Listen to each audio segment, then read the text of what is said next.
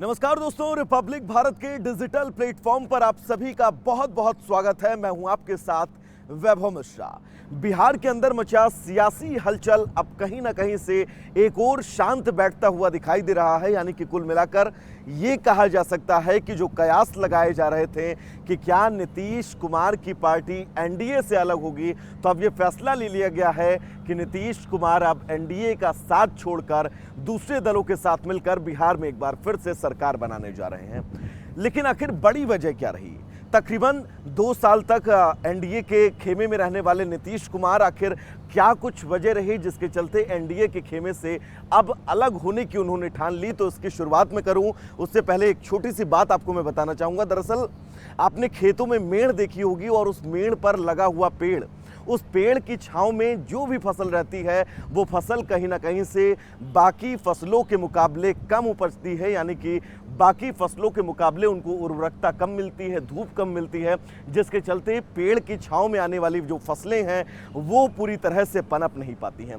BJP के साथ भी कुछ ऐसा ही कहा जाता है कि बीजेपी के साथ कोई भी छोटी पार्टी, कोई भी क्षेत्रीय पार्टी अगर मिलकर सरकार बनाती है तो आने वाले वक्त में उस पार्टी के विस्तार की जगह वो पार्टी धीरे धीरे बीजेपी में या तो विलय हो जाती है या फिर अपने अस्तित्व को लेकर ही बड़ा सवाल खड़ा करवा लेती है।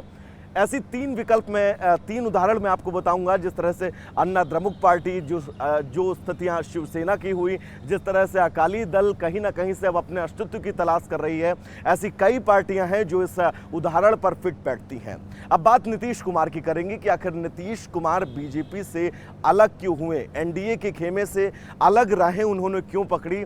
तो इसकी शुरुआत कहां से होती है? दरअसल जब केंद्रीय मंत्रिमंडल का विस्तार होता है और इस विस्तार के बाद कहीं ना कहीं से अंदर खाने ये बात चलने लगती है कि मंत्रिमंडल विस्तार में नीतीश कुमार को खफा किया गया है। यानी कि नीतीश कुमार का ये कहना था जब बिहार में 16 सांसद बीजेपी के हैं, 16 सांसद नीतीश कुमार के हैं, तो समान अनुपात में मंत्रालय क्यों नहीं दिया गया? यहाँ से बात आगे बढ़ती है और जिस तरह से बिहार के अंदर कहा यह जा रहा है कि बिहार विधानसभा के स्पीकर और नीतीश कुमार के बीच भी अनबन की स्थितियां लगातार बनी रहती थी और इन्हीं अनबन के चलते नीतीश कुमार कई बार विधानसभा के अंदर कहासुनी भी विधानसभा स्पीकर और नीतीश कुमार के बीच हो चुकी थी।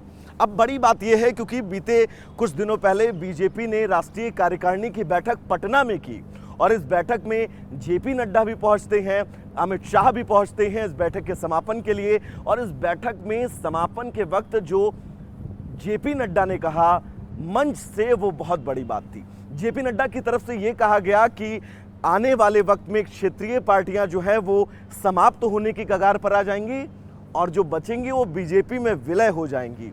जो बात हमने आपको बताई, इसी बात का डर नीतीश कुमार को हमेशा से रहा है क्योंकि बीजेपी हमेशा से वन नेशन वन इलेक्शन की बात करती रहती है और नीतीश कुमार हमेशा से वन नेशन वन इलेक्शन का विरोध करते हुए नजर आते हैं। क्योंकि वन नेशन वन इलेक्शन की अगर स्थितियां होती हैं तो ऐसे में क्षेत्रीय पार्टियां खत्म होने की कगार पर आकर खड़ी हो जाती हैं, जो कई देशों में हम उदाहरण के तौर पर देख सकते हैं। दूसरी बात, ये सबसे अहम बात इसलिए हो जाती है क्योंकि इन दिनों कई ऐसे मामलों में विरोध भी देखने को मिला जब जेडीयू जो है वो विरोध में खड़ी रही बीजेपी के तमाम फैसलों को लेकर। इन फैसलों के बीच आरसीपी सिंह का जब इस्तीफा होता है तब कहीं ना कहीं से तय हो जाता है कि अब आने वाले वक्त में बीजेपी से अलग होने वाले हैं नीतीश कुमार। और आज इस बात की तस्दीक खुद नीतीश कुमार ने कर दी।